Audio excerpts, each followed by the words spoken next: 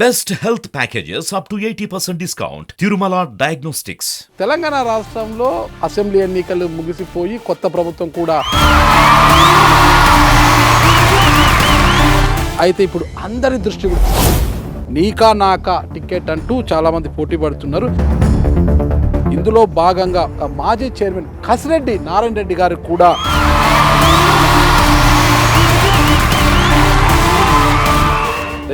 నుంచి 2011 వరకు జిల్లా పరిషత్ చైర్మన్గా చేశారు. ఆ తర్వాత ప్రత్యక్ష రాజకీయాలకు దూరంగా ఉండిపోయారు. మరి ఉన్నట్టుండి ఈ రోజు మళ్ళా మీరు తెర మీదకి వచ్చారు. కారణం ఏంటి? లేదని ఎట్లా అనుకుంటున్నారు? మీరు జిల్లా పరిషత్ చైర్మన్ కావడం వెనక ఎవరి కృషి ఉందంటారు? యునానిమస్గా నాకు జిల్లా పరిషత్ చైర్మన్ గా ఏం ప్రగతి సాధించారు మీరు? అసలు 650 కోట్లు జిల్లా మొత్తం ఖర్చు పెట్టారు. మీకు వచ్చిన వాటా ఎంత? నా గురించి తెలుసుకోలేనట్టు. రాజశేఖర రెడ్డి గారు మిమ్మల్ని గుర్తించేవారా? బోర్వెల్ నారాయణ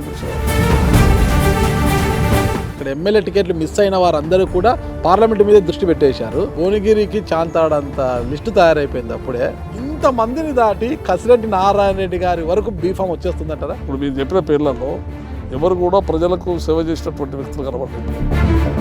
జానారెడ్డి గారి వర్గీయుడిగా ఆయన మనిషిగా ముద్రింపబడిన మీపై కోమటిరెడ్డి బ్రదర్స్ యొక్క దృష్టి ఉంటుందంటారా?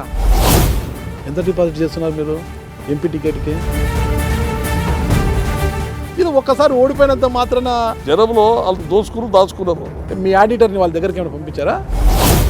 ఇలా రాయి వేయడం ఈజీ కదా.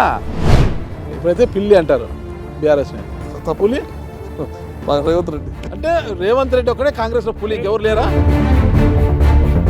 ఇప్పుడు ఎంపీ టికెట్ కూడా మీకు గల్లంత అయిపోతే కోమటిరెడ్డి బ్రదర్స్ ఫ్యామిలీ విజయం కోసము కసిగా పనిచేస్తారా? తప్పకుండా చేస్తారు. వాళ్ళే మాకు ఏదైనా చూపెడతారు. ఎందుకు అంత పదవి వ్యామోహం?